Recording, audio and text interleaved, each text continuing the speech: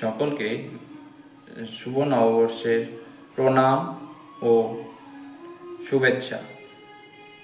আপনারা কি জানেন এটাকে আমরা হাত জোর করে প্রণাম কেন করি? আর এই মুদ্রাকে বলা হয় নমস্কারম অথবা নমস্কার।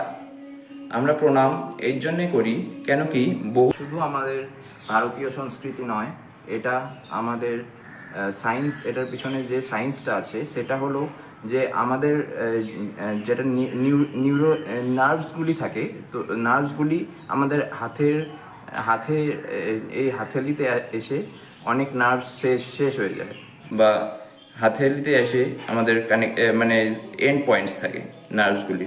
তো আমরা যখন হাত জোর করি তখন আমরা নার্ভসগুলিকে আবার কানেক্ট করার চেষ্টা করছি। আর এই ব্লাড সার্কুলেশন যখন হয়, ব্লাড কানেক্টিভিটি যখন